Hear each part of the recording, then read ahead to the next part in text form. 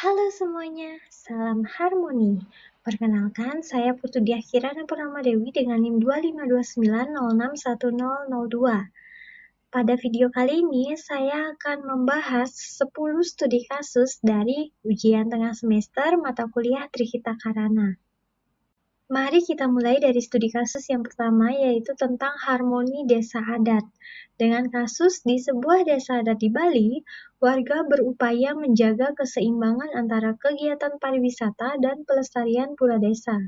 Namun, beberapa penduduk mulai mengalihfungsikan lahan suci menjadi penginapan wisata. Yang menjadi pertanyaan adalah jelaskan bagaimana prinsip parahyangan, pawongan, dan pelemahan dapat digunakan untuk menyelesaikan konflik antara kebutuhan ekonomi dan pelestarian nilai spiritual desa tersebut. Nah, untuk menyelesaikan konflik antara kebutuhan ekonomi dan pelestarian nilai spiritual, kita perlu menerapkan elemen Trihita Karana. Salah satunya yaitu parahyangan. Apa sih yang bisa dilakukan? Nah, jadi dengan membatasi secara tegas ruang sakral, khususnya bagian utama mandala, agar tidak dapat dialihfungsikan menjadi komoditas wisata. Salah satunya adalah penginapan. Nah, kemudian kita dapat melibatkan pemuka agama atau selinggih untuk mengeluarkan fatwa atau bisama yang menolak atau membatasi pendirian bangunan di area suci. Nah, kemudian jika diizinkan di zona luar, kita itu wajib merancang bangunan agar menghadap ke arah hulu atau pura, serta mengintegrasikan elemen ritual atau meditasi di dalamnya. Nah, kemudian yang terakhir, kita juga dapat mengalokasikan persentase keuntungan dari penginapan atau ekonomi, misalkan 1 atau 2%-nya, untuk pemeliharaan pura dan ritual sebagai bentuk tanggung jawab atau yang sering kita sebut dengan yadnya. Untuk menyelesaikan konflik antara kebutuhan ekonomi dan pelestarian nilai spiritual, kita juga bisa menerapkan nilai pawongan di sini. Nah, hal yang dapat dilakukan adalah dengan memfasilitasi dialog antara warga yang pro ekonomi dan tokoh adat untuk mencapai kata mufakat melalui musyawarah. Kemudian, desa adat atau banjar dapat membantu penduduk yang kesulitan ekonomi. Ini merupakan salah satu penerapan prinsip tatuamasi atau asah asih asuh, aku adalah kamu, kamu adalah aku, dengan melibatkan mereka dalam pengelolaan penginapan sesuai aturan adat yang sudah ditentukan. Nah, kemudian hasil dari musyawarah tadi dijadikan aturan lokal yang disepakati bersama, yang biasanya disebut dengan awik-awik, yang mengatur tentang zona atau area yang memang dibatasi, denda, dan juga kontribusi ekonomi pariwisata. Selanjutnya adalah membangun solidaritas secara bersama dan memastikan semua pihak, terutama warga lokal, mendapatkan manfaat sosial ekonomi yang adil dari kegiatan pariwisata yang sudah didirikan. Selanjutnya dapat diterapkan juga nilai pelemahan yang dapat dilakukan adalah menerapkan zonasi tata ruang yang jelas antara utama, madya, ataupun nista mandala untuk memisahkan ruang sakral dan juga ruang komersial. Nah, biasanya untuk ruang sakral itu di utama mandala dan untuk area komersial itu bisa di madya atau di nista mandala. Nah, selanjutnya kita juga dapat mewajibkan penggunaan bahan konstruksi ramah lingkungan, baik itu dari bambu ataupun material lokal lainnya. Dan juga dapat menggunakan teknologi seperti ventilasi silang atau pencahayaan alami untuk meminimalkan jejak ekologis. Selanjutnya, dari sisi desainnya itu harus mengintegrasikan ruang hijau seperti taman, halaman tengah, atau yang biasa di Bali disebut natah, atau juga sistem pengelolaan air hujan untuk menjaga resapan air agar tidak mudah banjir. Selanjutnya, untuk konsep pariwisata itu diubah menjadi ekowisata spiritual yang tetap mengutamakan pelestarian lingkungan dan budaya sebagai daya tarik utamanya. Kemudian, pada studi kasus yang kedua membahas tentang krisis lingkungan dan kearifan lokal, di mana studi kasusnya di sebuah wilayah pesisir Nusantara, kerusakan lingkungan akibat penangkapan ikan berlebihan mulai mengancam kehidupan sosial dan ekonomi masyarakat. Yang menjadi pertanyaan adalah analisis bagaimana konsep Trihita Karana dapat diterapkan sebagai pendekatan holistik untuk memulihkan harmoni antara manusia, Tuhan, dan alam di wilayah tersebut. Saya setuju dengan pernyataan yang ada di studi kasus bahwa penangkapan ikan yang berlebihan memang mengakibatkan kerusakan lingkungan. Maka dari itu, di sini perlunya Trihita Karana dalam mengembalikan kembali kondisi lingkungan tersebut, tapi ini perlu dilakukan secara rutin, tidak hanya dalam sekali percobaan.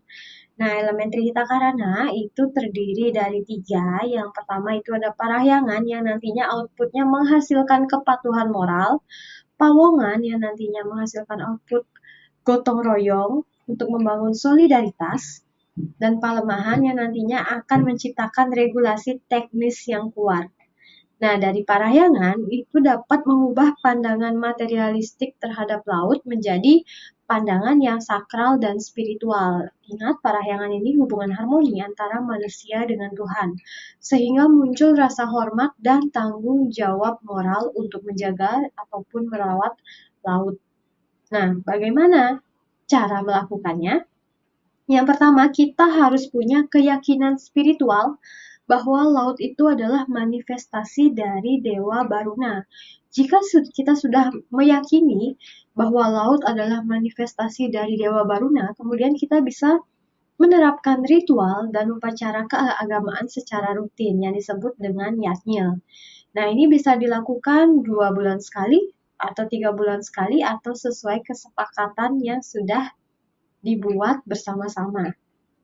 Nah, kemudian parahyangan juga bisa diterapkan melalui pemberian sanksi atau denda yang bersifat keagamaan atau adat, sehingga ada rasa tanggung jawab moral pada diri masyarakat untuk menjaga ataupun merawat laut. Nah, yang kedua yaitu pawongan. Pawongan itu untuk membangun solidaritas, keadilan, dan tata kelola berbasis musyawarah antar sesama pengguna sumber daya.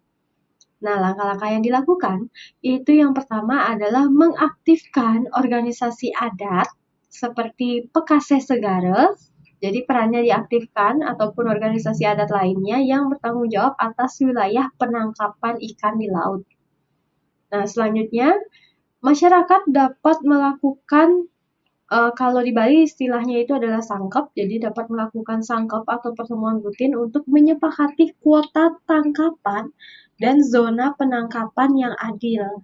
Jadi tidak sembarangan nih memancingnya harus di zona ini, makanya dibatasi nanti. Kemudian dapat dilakukan diversifikasi ekonomi kolektif.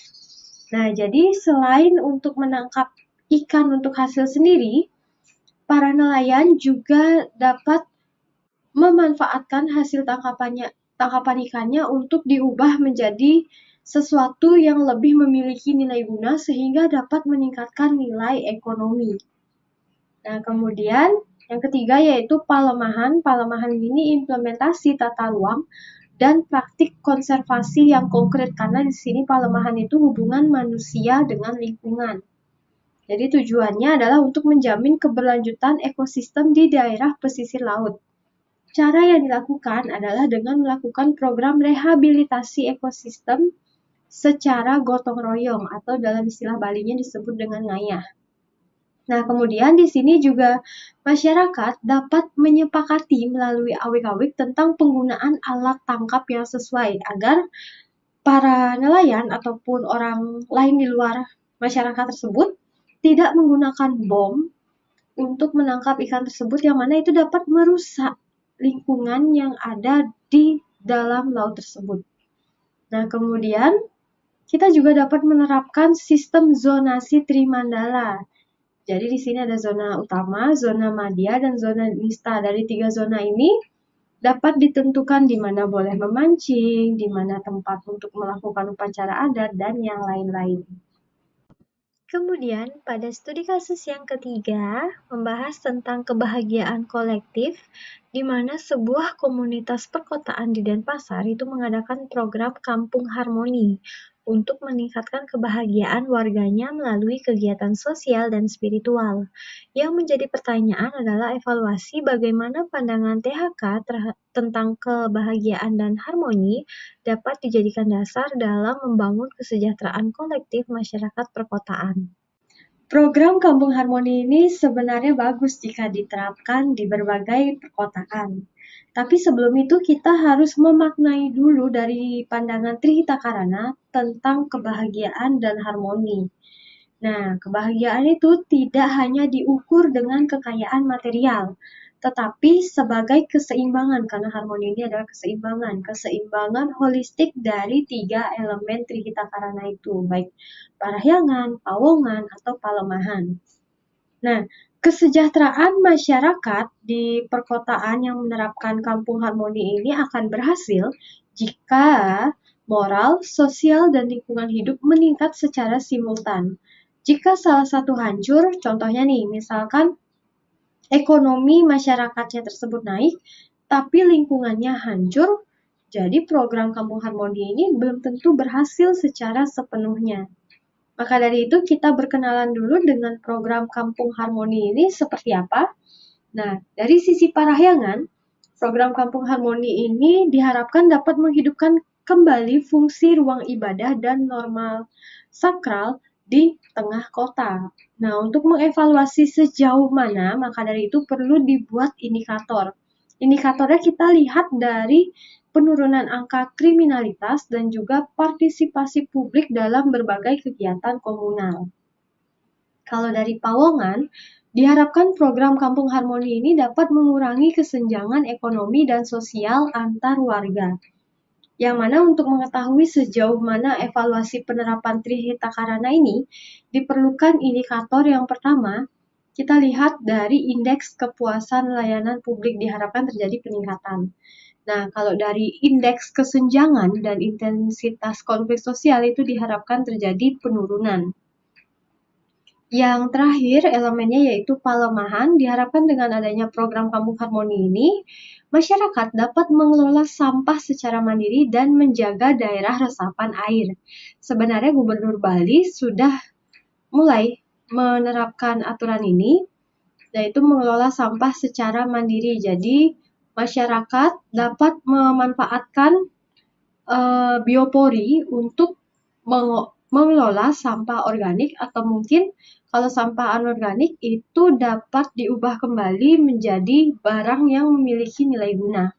Nah, untuk mengevaluasi sejauh mana penerapan Trihita Karana ini diterapkan, ada indikatornya. Yang pertama, yaitu adanya peningkatan luas ruang terbuka hijau. Jadi tidak terlalu banyak gedung-gedung yang berdempet-dempetan. Yang kedua, dari penurunan tonase sampah yang dibuang ke TPA. Selanjutnya, pada studi kasus yang keempat membahas tentang arsitektur berkelanjutan, di mana seorang arsitek Bali merancang hotel dengan konsep eco-spiritual design yang memadukan teknologi modern dengan filosofi Trihita Karana. Nah, jelaskan bagaimana prinsip parahyangan, pawongan, dan palemahan dapat diintegrasikan dalam desain arsitektur dan tata ruang yang berkelanjutan. Konsep hotel dengan menerapkan eco-spiritual design ini menurut saya sangat selaras dengan prinsip dari Trihita Karana. Nah, jika kita lihat dari sisi parahyangan, hotel yang menerapkan eco-spiritual design itu dapat menerapkan zona-zona untuk memisahkan antara ruang sakral yang berada di utama mandala dan juga area komersial. Selanjutnya, bangunan hotel itu wajib berorientasi ke arah suci. Ke arah suci yang dimaksud ini ke arah kaje, gunung, atau pura. Nah, dan ketinggian bangunan hotel itu tidak boleh melampaui aturan adat, misalnya lebih rendah dari pohon kelapa atau pathasana terdekat. Jika di Bali, kalian amati itu tidak terlalu banyak gedung tinggi karena hal ini. Namun ada satu gedung yang saya amati itu lumayan tinggi, yaitu di Sanur, ada Ina Grand Bali Beach. Nah, kenapa di sana gedungnya itu bisa melebihi pohon kelapa? Itu karena bangunan ini berdiri sebelum aturan adat ini disahkan. Maka dari itu tidak menjadi masalah hanya untuk bangunan tersebut. Nah, untuk Pawongan di sini kalau hotel menerapkan eco-spiritual design itu dapat menyediakan area pertemuan bersama yang biasa disebut wantilan.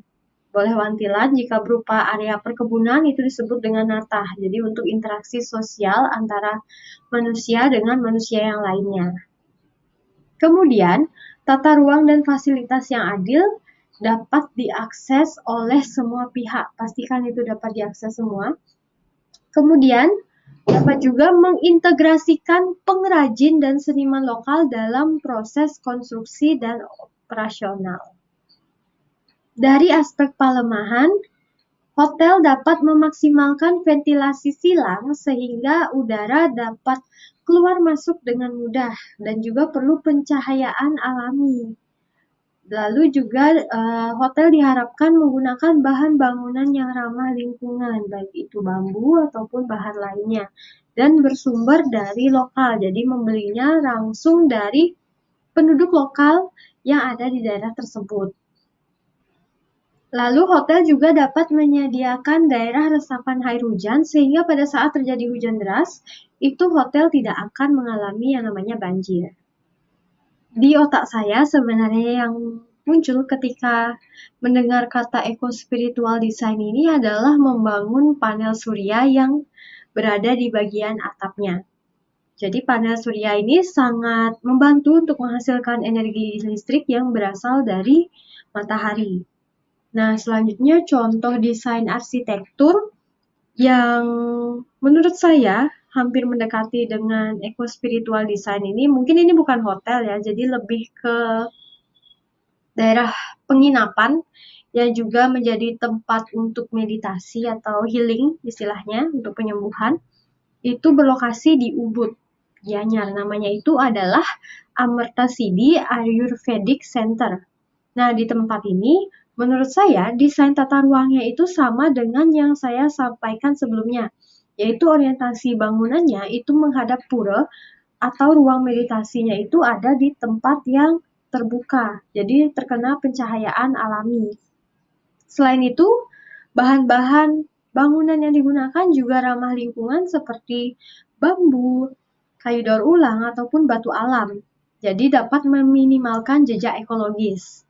Kemudian desain arsitekturnya ini juga memaksimalkan ventilasi silang, jadi untuk mengurangi juga penggunaan AC sehingga udara itu dapat keluar masuk dengan mudah. Kemudian di sini juga ada tata ruang hijau sesuai dengan prinsip pelemahan. Kemudian, pada studi kasus 5 membahas tentang pendidikan berbasis nilai Trihita Karana. Dengan kasus sebuah sekolah di Gianyar itu mengembangkan kurikulum yang menekankan keseimbangan antara pengetahuan akademik, etika sosial, dan pelestarian lingkungan. Pertanyaannya adalah analisis bagaimana konsep Trihita Karana dapat diterapkan dalam sistem pendidikan untuk membentuk karakter siswa yang harmonis dan bertanggung jawab terhadap lingkungan. Nah, untuk membentuk karakter siswa yang harmonis dan bertanggung jawab terhadap lingkungan, sistem pendidikan itu perlu menerapkan nilai-nilai dari Trihita Karana. Yang pertama dari Parayangan. Nah, sistem pendidikan ini dapat mengintegrasikan nilai spiritual ke dalam semua mata pelajaran. Jadi, tidak hanya tentang mata pelajaran agama saja yang harus ada spiritualnya. Jadi, pada semua mata pelajaran, itu para pendidik atau guru dapat merenungkan keajaiban ciptaan Tuhan saat belajar sehingga anak-anak itu bisa tahu bahwa ciptaan Tuhan itu sangat beragam dan kita harus menghargai ciptaannya tersebut. Kemudian sekolah juga dapat menyediakan kantin kejujuran untuk melatih integritas anak-anak walaupun tanpa dilakukan pengawasan oleh pihak guru. Di sini timbul nih karakter kejujuran dari anak-anak. Kemudian sekolah juga dapat menerapkan sistem Sebelum mulai pembelajaran itu dilaksanakan doa bersama atau meditasi hening secara 5 menit agar murid terhubung batinnya dengan Tuhan. Yang mana di sini dapat meningkatkan karakter peserta didik yang harmonis. Yang kedua, yaitu dari Pawongan, guru di sini dapat mengurangi metode ceramah satu arah karena di sini membuat siswa menjadi bosan.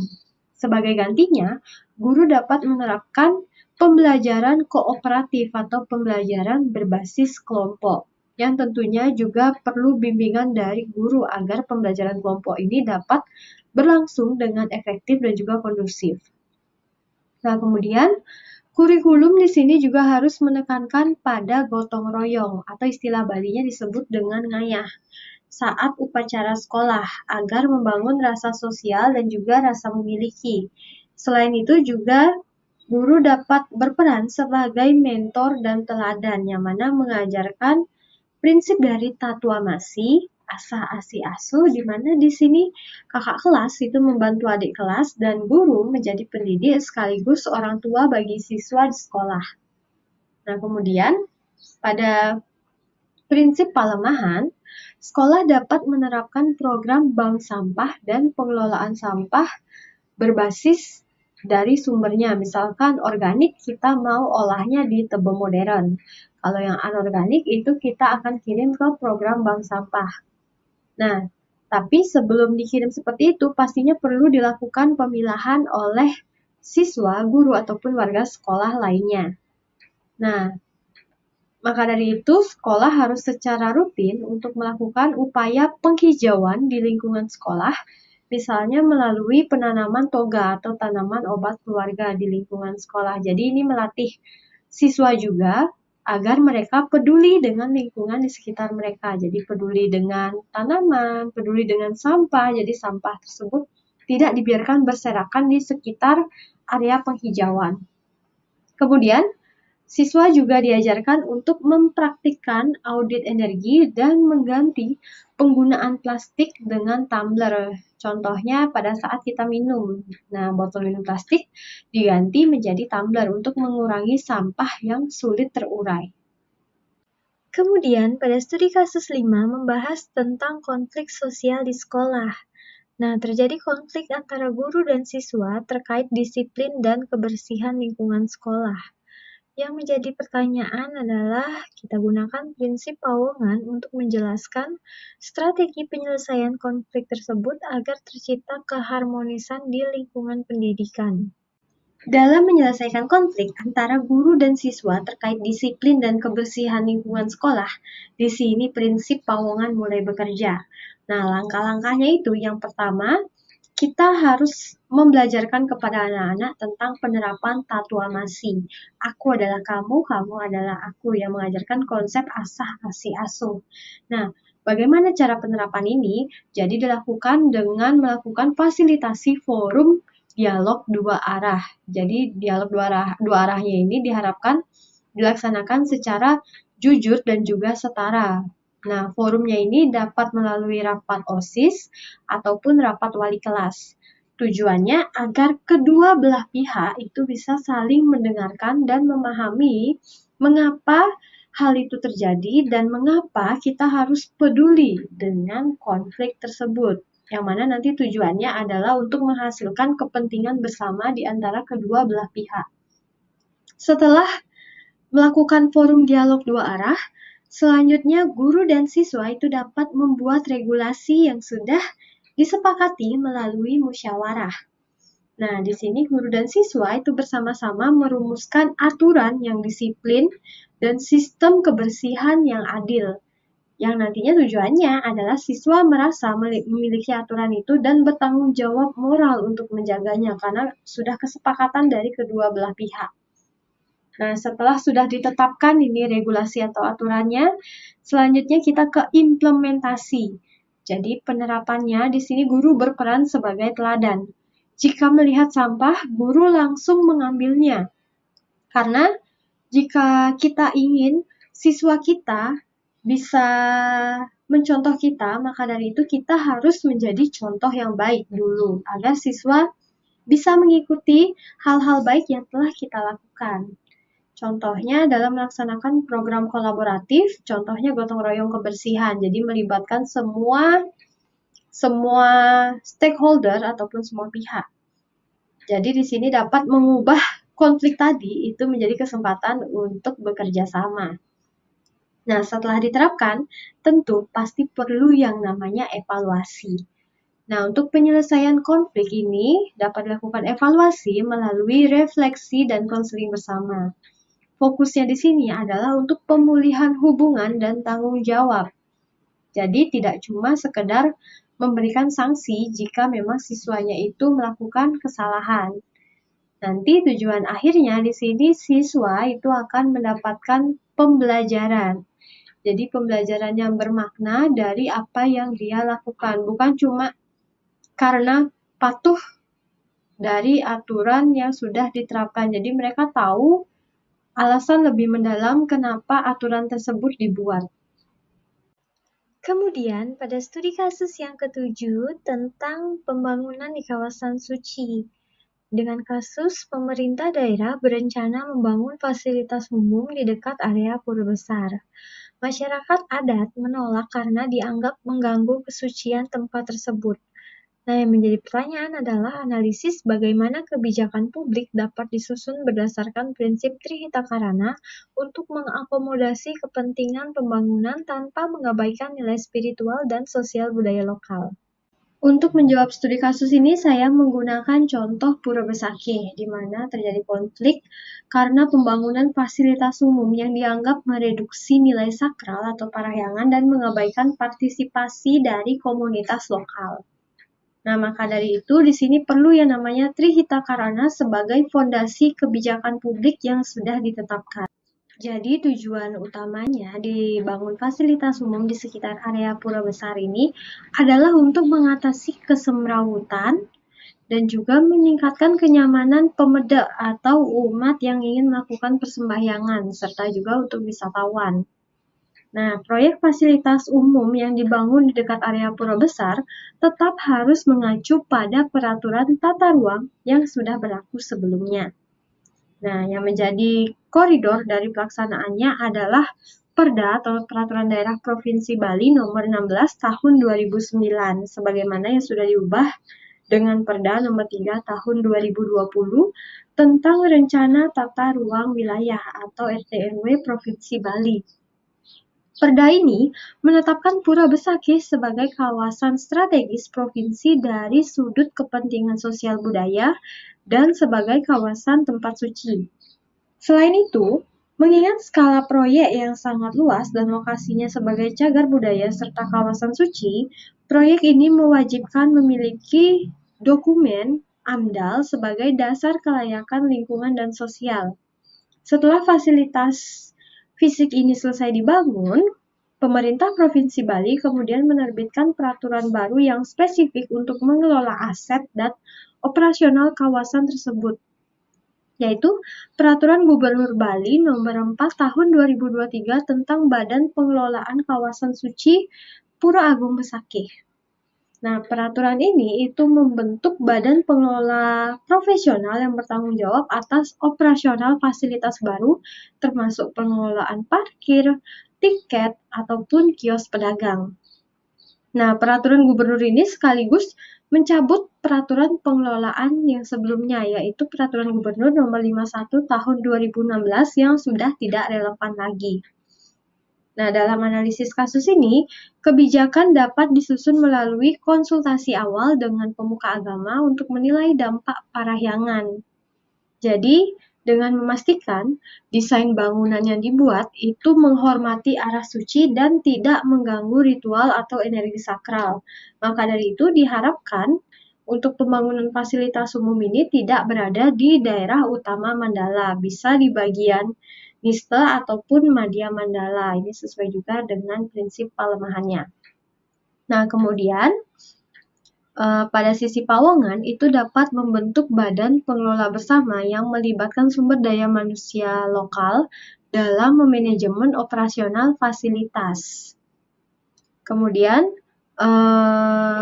THK ini menentang pendekatan pembangunan yang hanya mengutamakan ekonomi semata, karena tujuannya itu adalah untuk harmoni. Makanya ditegaskan bahwa kebijakan itu harus holistik untuk mencegah degradasi budaya.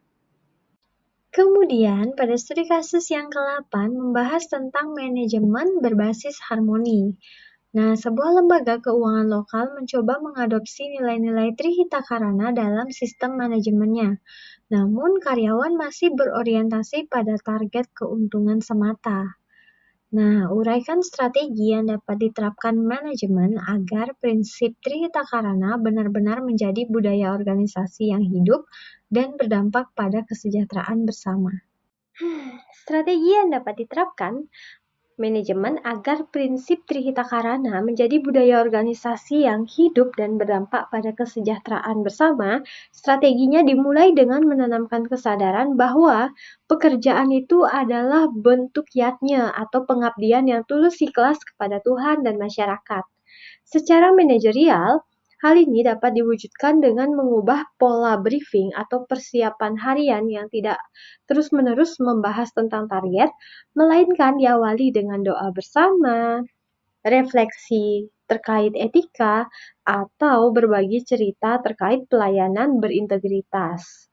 Selain itu, manajemen juga harus menjunjung tinggi integritas dan kejujuran sebagai nilai utama, yang memastikan karyawannya ini dinilai berdasarkan kepatuhan pada aturan, bukan manipulasi data demi target. Selanjutnya, strategi kedua adalah merombak total sistem penilaian kinerja agar mencerminkan ketiga pilar harmoni ini, baik parahyangan, pawongan, ataupun palemahan. Nah, di sini untuk meningkatkan interaksi antara manusia dengan manusia, manajemen harus mengurangi bobot target individu dan menambah bobot key performance yang kolaboratif dari tim dan juga kepuasan nasabah. Karena di sini kepuasan nasabah itu menjadi nilai plus bagi suatu manajemen. Nah, manajemen juga wajib mengadakan program mentoring formal di mana karyawan senior itu membimbing junior dalam soft skill dan juga etika yang berkaitan dengan Trihita Karana. Nah, ini menjadikan keberhasilan bimbingan ini sebagai poin penilaian senior. Jika berhasil, ini menjadi poin tambahan. Karyawan senior itu harus mengajarkan junior agar tidak selalu berorientasi pada target keuntungan semata, melainkan juga fokus pada peningkatan soft skill dan juga di sini junior juga harus diajarkan untuk menjadi manusia yang memiliki etika dan moral yang tinggi. Lalu strategi ketiga adalah mengintegrasikan kepedulian lingkungan secara praktis dan juga terukur. Nah, hal ini dilakukan dengan membuat kompetisi hemat energi dan juga hemat kertas antar divisi. Selanjutnya, manajemen juga harus mengalokasikan dana punya secara transparan untuk kegiatan sosial ataupun kegiatan yang berhubungan dengan lingkungan. Nah, jadi organisasi itu wajib menjadwalkan bakti sosial secara rutin untuk membersihkan area pura ataupun untuk menanam pohon. Contohnya di sekitar di Bali ini boleh diajak untuk menanam pohon mangrove. Terakhir, untuk operasional kantor, perusahaan harus mencari penyedia jasa dari vendor lokal untuk memberikan dampak ekonomi langsung ke lingkungan sekitar di area terdekat. Kemudian, studi kasus yang ke-9 membahas tentang penelitian pariwisata berbasis Trihita Karana, di mana seorang peneliti ingin mengkaji bagaimana penerapan nilai-nilai Trihita Karana dalam pengelolaan desa wisata di Bali. Yang menjadi pertanyaan adalah rancang metodologi penelitian yang tepat untuk mengeksplorasi sejauh mana nilai Trihita Karana diimplementasikan dalam tata kelola desa wisata tersebut. Lengkap juga dengan jenis data dan pendekatan analisis yang digunakan. Metodologi penelitian yang cocok diterapkan untuk mengeksplorasi sejauh mana penerapan nilai-nilai Trihita Karana dalam pengelolaan desa wisata di Bali. Saya menggunakan contoh salah satu desa terbersih di Bali, yaitu Desa Wisata Penglipuran. Nah, untuk pendekatan penelitian yang saya gunakan, ini adalah pendekatan kualitatif. dengan objek dari penelitian ini adalah fenomena implementasi nilai-nilai Trihita Karana dalam sistem tata kelola pariwisata di desa wisata Penglipuran yang mencakup kebijakan aturan, baik itu formal ataupun non-formal, serta praktik manajemen yang berkaitan dengan pilar Parahyangan, Pawongan, dan Palemahan. Nah, kenapa di sini pendekatannya kualitatif? Karena data yang akan dihasilkan itu data berupa kata-kata atau kalimat. Nah, metode yang digunakan di sini adalah studi kasus dengan subjek penelitian, yaitu pihak-pihak yang memiliki pengetahuan, pengalaman, dan terlibat langsung dalam tata kelola desa wisata Penglipuran tersebut. Nah, mengingat ini adalah penelitian kualitatif, saya menggunakan teknik purposive sampling, di mana di sini saya memilih informannya itu yang ada mengandung unsur adat. Unsur adat ini yang melibatkan pihak yang menjaga nilai Trihita Karana. Di antaranya itu ada klien adat atau bendesa adat Penglipuran. Karena di sini mereka yang memahami awik-awik dan filosofi yang ada di baliknya. Kemudian informan selanjutnya itu saya rencananya ingin melibatkan unsur pengelola, karena di sini unsur pengelolanya itu terlibat juga dalam mengelola desa wisata Bali. Nah, siapa saja unsur pengelola ini? Itu ada ketua dan anggota Pokdarwis, jadi kelompok sadar wisata, dan juga Badan Pengelola Desa Wisata yang memahami SOP manajemen wisatawan dan juga operasional. Nah, selain dari pihak-pihak tadi, saya juga ingin melibatkan di sini informannya itu ada unsur masyarakat. Nah, unsur masyarakat ini merupakan subjek dan objek tata kelola seperti tokoh masyarakat dan warga desa, khususnya yang terlibat langsung seperti pemilik homestay. Homestay itu rumah-rumah yang ada di Penglipuran, ataupun pedagang. Jadi untuk memahami dampak dan persepsi dari sisi Pawongan. Nah, jika memungkinkan, di sini saya juga ingin mengambil informannya dari unsur pemerintah. Jadi yang termasuk di dalamnya itu adalah perbekal atau kepala desa. Ini jika perannya terpisah dari bendesa adat untuk memahami sinergi tata kelola formal dan juga adat. Nah, untuk studi kasus ini, saya menggunakan jenis data primer dan data sekunder. Data primer yang memang langsung diambil di lapangan, data sekunder itu bisa bersumber dari dokumen-dokumen. Nah, untuk instrumen yang saya gunakan untuk pengumpulan data itu berasal dari wawancara, observasi, studi dokumen, ataupun dari lewat pengisian kuesioner. Nah, selain itu, juga saya tetap mengambil dokumentasi sebagai bahan bukti bahwa saya telah melakukan penelitian tersebut. Nah, wawancara ini dilakukan melalui percakapan semi terstruktur dengan para informan tadi untuk menggali pemahaman mereka tentang implementasi Parahyangan, Pawongan, ataupun Palemahan. Nah, observasi itu dapat dilakukan dengan mengamati secara langsung praktik tata kelola di lapangan seperti mengamati kebersihan desa, keseragaman arsitektur dari tiap rumah, ataupun dari sistem pengelolaan sampahnya, sehingga desa ini dikatakan sebagai desa terbersih di Bali. Lalu, selanjutnya untuk validasi semua data tersebut, saya menerapkan yang namanya triangulasi data. Nah, di sini untuk survei, wawancara, dan dokumen itu saya lakukan member check lagi, jadi divalidasi kembali agar datanya ini menjadi valid.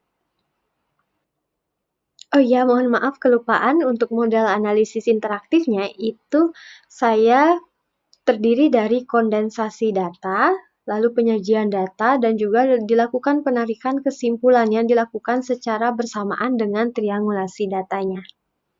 Kemudian, pada studi kasus yang ke-10 membahas tentang evaluasi dampak program sosial Trihita Karana, di mana pemerintah daerah mulai meluncurkan program Bali Harmoni Lestari yang bertujuan menanamkan nilai Trihita Karana dalam seluruh aspek kebijakan publik. Yang menjadi pertanyaan adalah buat rancangan indikator dan metode evaluasi yang dapat digunakan untuk mengukur dampak program tersebut terhadap aspek spiritual, sosial, dan lingkungan masyarakat. Dalam menyusun indikator dan juga evaluasi yang tepat, pertama kita harus merumuskan indikatornya dulu yang berbasis THK.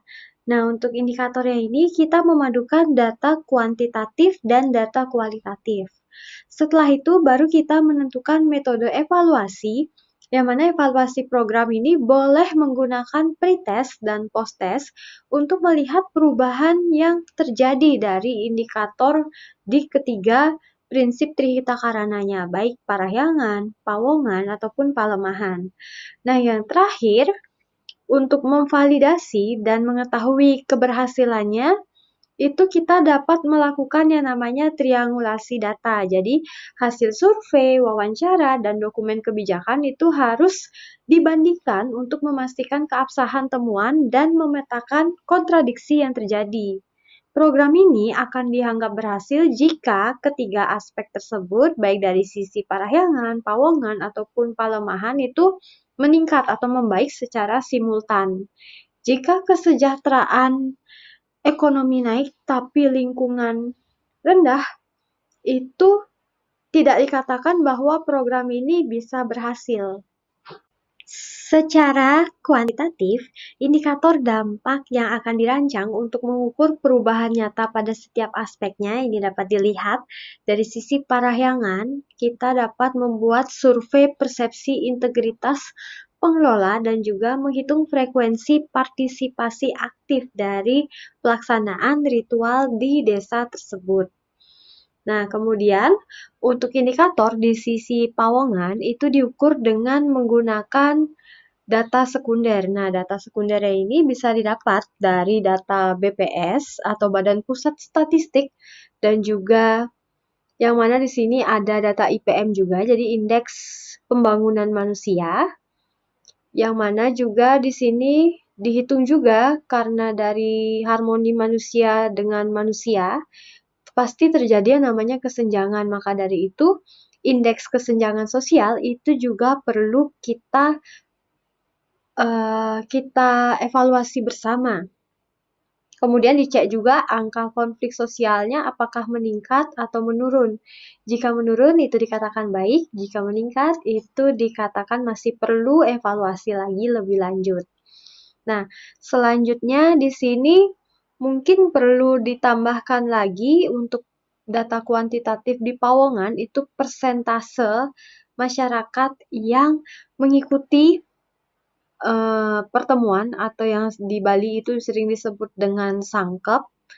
Jadi jika sangkep ini berhasil diterapkan dengan baik dengan sistem musyawarah, itu juga dapat meningkatkan nilai Pawongan. Nah, lalu yang ketiga yaitu dari sisi Palemahan, di sini dapat mengambil dari data Dinas Lingkungan Hidup ataupun menghitung jumlah ruang di ruang terbuka hijau. Dan juga di sini kita lihat dari bagaimana masyarakat mengelola sampah dari berbagai sumber. Nah, secara kualitatif, metode evaluasi akan fokus pada alasan mendalam mengapa perubahan itu terjadi. Hal ini dapat dilakukan dengan menggunakan studi kasus pada beberapa desa atau program spesifik untuk melihat proses implementasi Trihita Karana. Selain itu, evaluator juga dapat menerapkan beberapa teknik evaluasi yang sudah saya sebutkan pada studi kasus yang ke-9, boleh dengan cara wawancara atau observasi. Nah, sebagai usulan, pemerintah juga dapat membuat yang namanya dashboard evaluasi digital yang mengintegrasikan data real-time dengan visualisasi Trihita Karana. Jadi menciptakan alat interaktif yang melibatkan masyarakat sambil memberikan wawasan mendalam, mendukung kebijakan berkelanjutannya lebih efektif agar rancangan indikator dan evaluasi dapat digunakan untuk mengukur dampak program tersebut terhadap aspek spiritual, sosial, dan lingkungan masyarakat. Nah, untuk teknik analisis yang digunakan juga ada berupa yang analisis deskriptif, analisis konten, juga bisa menggunakan uji korelasi atau regresi dari sisi Pawongannya ini untuk Trihita Karana dan juga kesenjangan sosial. Lalu dapat juga menerapkan yang namanya triangulasi data untuk mengecek kembali keabsahan data temuan dari data-data dokumen, entah itu data dinas ataupun data lainnya.